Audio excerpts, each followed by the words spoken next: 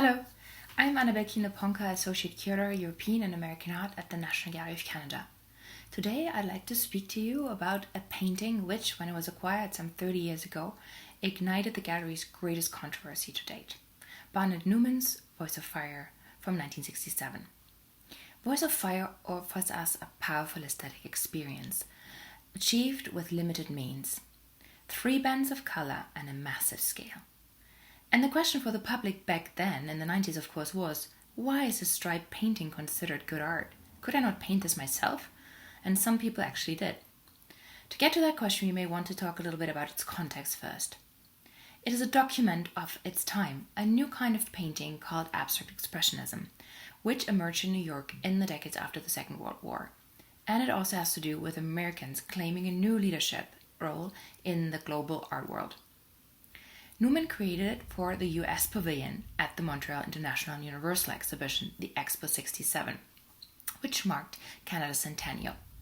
The pavilion was designed by Buckminster Fuller as a 200-foot high geodesic dome, his signature architectural form.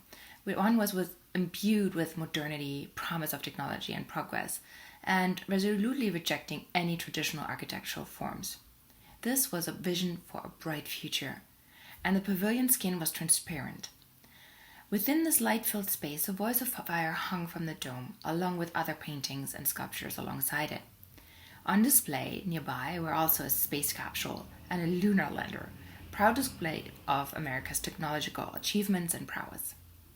The commission had given Newman a very direct brief on how they expected this artwork to look like. Number 1, it had to be of large scale, and number 2, it had to be visually stimulating in a busy environment full of passing tourists. If you Google the United States Pavilion Expo 67 on YouTube, you will find many videos of the dome teeming with visitors on escalators going up and down. Hard to imagine these days.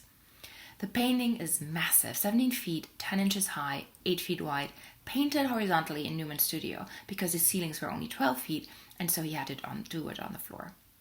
The solution that Newman focused on was simplicity, sober, somber compared to the other works on display. The simplest devices were used to create emotional charge. Scale and economy of means are there to create maximum impact. If you have the chance to stand before the work up close, it dominates our field of vision. It features a deep blue field, and searching through this is a red strip at the center. Its edges slightly rough, not perfectly crisp, which seem to subtly flicker. Newman created these zips or stripes on a flat surface of the canvas with masking tape. The zips convey energy, and the focus on these 2 saturated colors is in line with the very notion of abstract expressionism. Its proponents believed that one could create profound meaning by harnessing the simplest of means. And Newman was also after the creation of tragic and timeless subject. And timelessness is important. It has a long tradition of interest in how painting can, convey pure emotion. In hindsight, we can even connect it to 19th century romanticists, the heroic artist charged with conveying profound truth. So what Newman wanted to convey is a sublime, a feeling of an awe-inspiring sense of how our human relationship is connected to something grander than us, the infinite. When this work was purchased, and the purchase was announced in March of 1990, it just came with a firestorm of criticism. It was the most expensive painting the gallery had ever bought, and it was installed in pride of place in one of the building's principal galleries. The curator in charge, Braden Smith, and the director, Shirley Thompson, were even asked to defend it before a parliamentary hearing.